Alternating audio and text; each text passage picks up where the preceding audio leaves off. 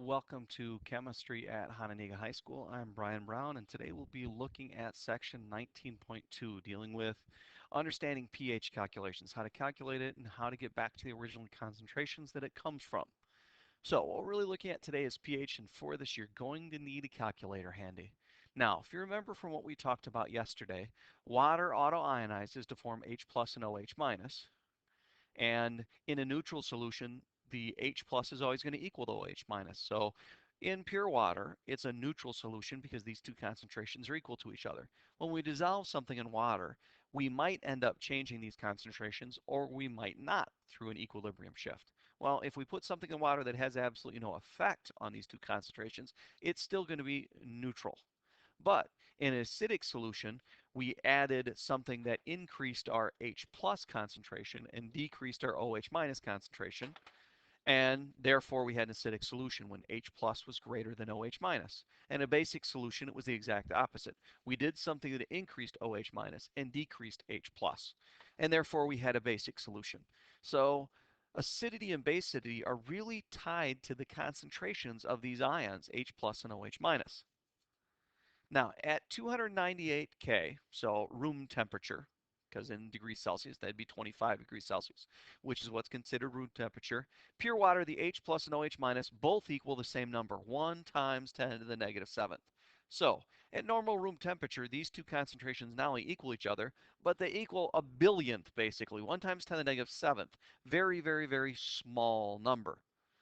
Well, if they both equal 1 times 10 to the negative 7th, when you multiply the two together, you get 1 times 10 to the negative 14th.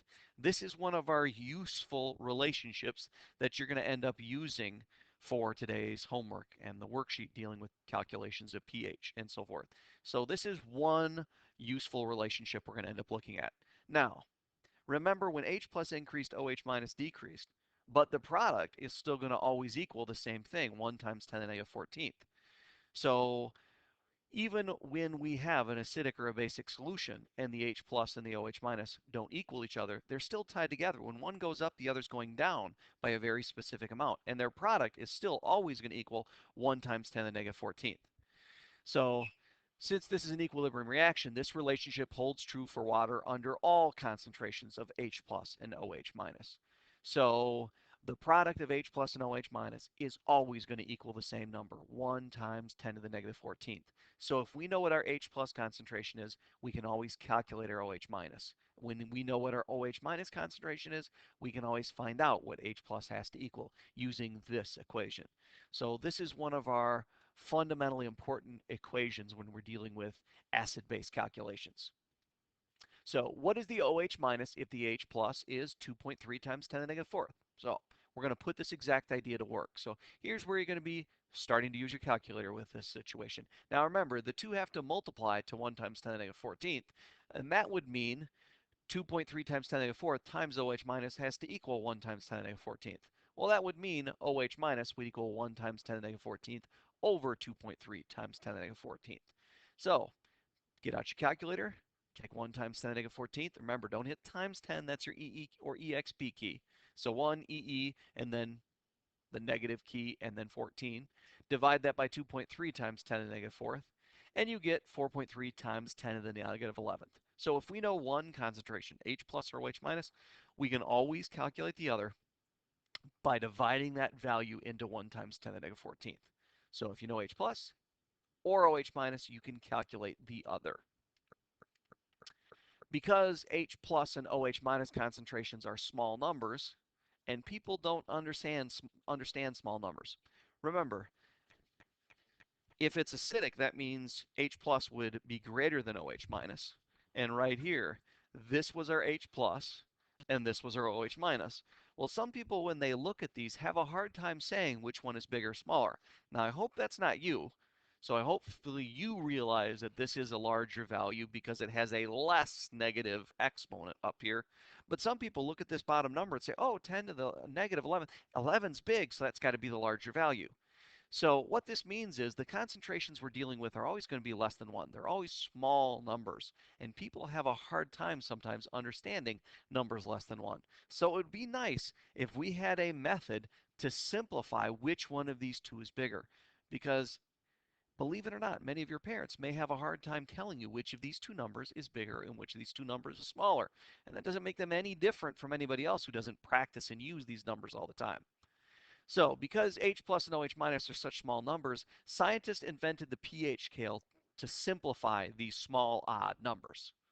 On the pH scale, 7 would be considered true neutral. This is something you've typically talked about in middle school, in biology, in elementary school. So the pH scale is, I think, something you at least have a basic familiarity with. You might not be good at it, you might not remember it, but it's going to come back fairly quickly.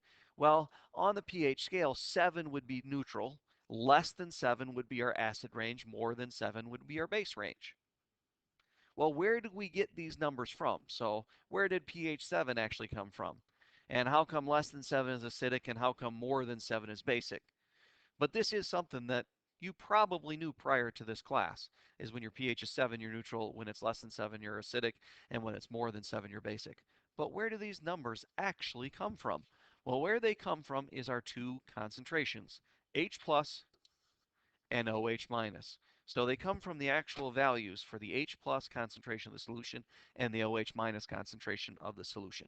And remember, these two concentrations are tied to each other. Their product always has to equal 1 times 10 to the negative 14. But that doesn't still tell us where pH comes from.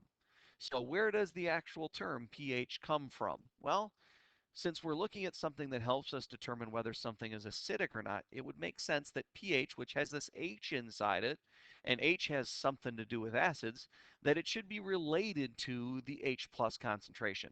Well, P in pH means the negative log of. And since it's pH, we're talking about the negative log of the H plus concentration. Anytime you see a P, so technically, I can have pH, I can also have POH, meaning the same thing. The P part of it means negative log of.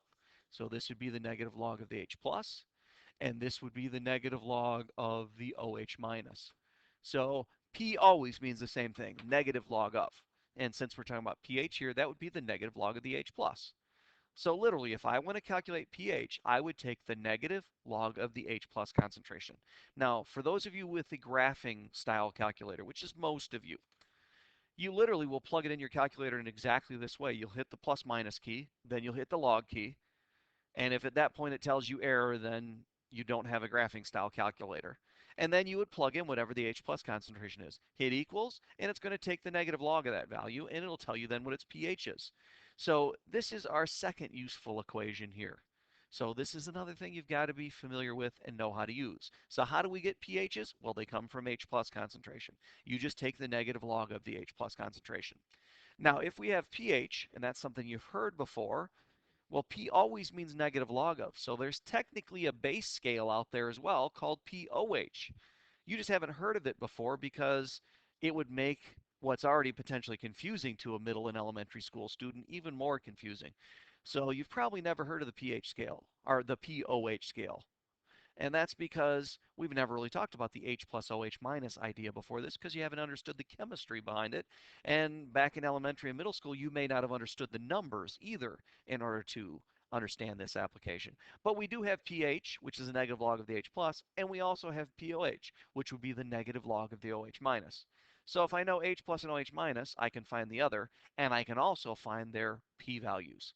And what you're really doing here is simplifying small goofy numbers to nice normal numbers somewhere typically between 0 and 14. And everybody can look at numbers between 0 and 14 and say which is bigger or smaller and whether you're greater or smaller than 7. So that's what we're doing is we're ending up simplifying numbers like 2.3 times 10 to the negative 14th and putting them into a more normal context that anybody can understand. So what is the pH if the H plus concentration is 2.3 times 10 to the negative fourth? Well, you need to remember that pH would be equal the negative log of the H plus concentration. So most of you, if you've got a graphing style calculator, you hit the plus minus key, then you hit the log, and then you enter that value. And then hit equals, and it should give you 3.64. If when you go to do that exactly as I said it, it gives you an error, then that means you have a simpler style calculator. And what you have to do is plug in your number 2.3 times 10 to the 14th, and then hit log, because it's going to take the log of whatever you have in the display. And then you're going to have to multiply it by -1, which you can do in the calculator or not. It's not really that big of a deal. But remember, there's two different styles of calculator that you're using. So depending on which style, you either hit negative log and then plug in your number and hit equal, or you plug in the number, then hit log and then make it positive by multiplying by -1. Either way, you should be able to get 3.64. Now, I'm going to mention this, but I'm not going to really take off for it. You'll notice most of the time with sig figs, we're not going to get too bent out of shape with log math. But the way it really works is the number of sig figs you have as a concentration is the number of decimal places you go to. So 2.3 times 10 to the -4th had two significant figures. So I'm actually going to go to two decimal places here. But if you put down as your answer 3.6, I'm going to end up giving it to you. So we're not going to get too bent out of shape with sig figs here. You just need to be able to essentially do it properly.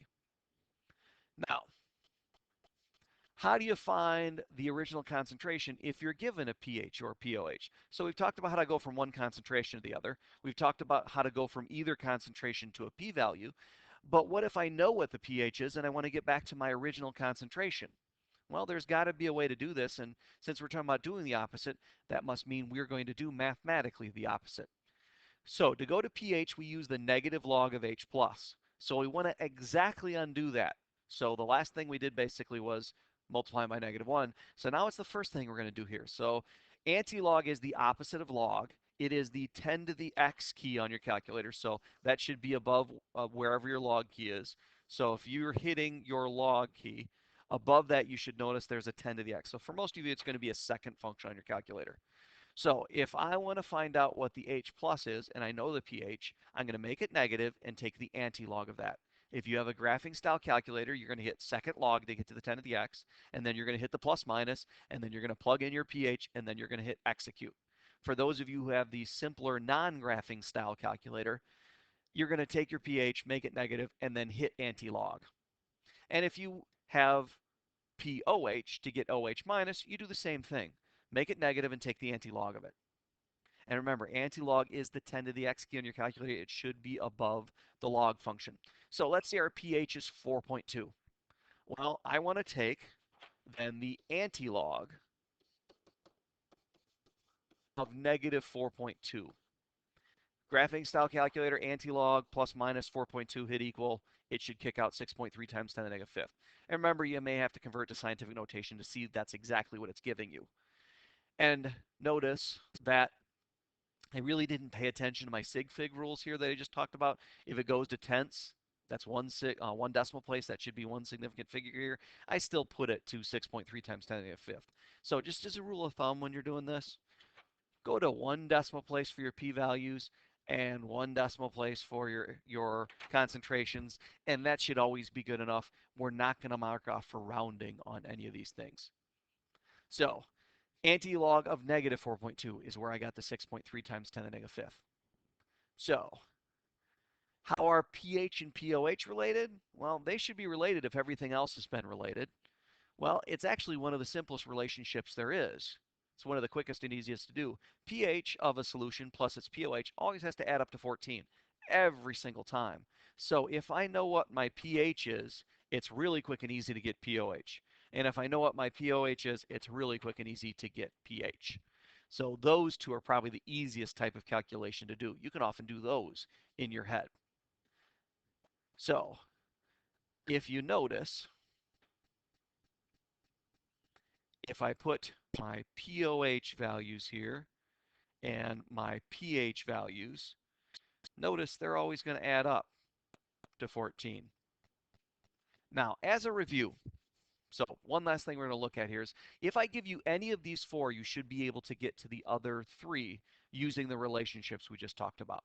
So remember, the most basic one, the easiest one is pH plus pOH equals 14. So if I know one of my p-values, I can find the other using this relationship. Once I know my two p-values, I can get to my concentrations using the anti-log. And remember, it's the anti-log of the negative p-value. Now, if I know my concentrations, remember I can get back to my p-values by taking negative log.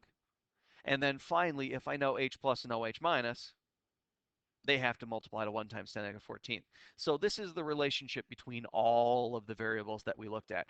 And you really have to be able to, at any one time, use 3 of these 4. You don't really end up using them all because you can get around using one. So most people probably use this one least often because it takes more to plug this in your calculator and it takes more to do it. But if I knew h plus, yes, I could quickly get OH minus by dividing into 1 times 10 to the 14th. But if I need to know them all anyway, I could go from here to here, and then from here to here, and then from there to there, just by hitting numbers in my calculator real quick with log and anti-log and so forth. So I didn't really end up having to use this relationship if I really wanted to avoid it. And it's, you still need to know it. You still need to be able to use it. But keep in mind, you can always get around if you're going from one of these to all of the others, really any one of the steps. So that is what we're doing on the second day of Chapter 19. Good luck.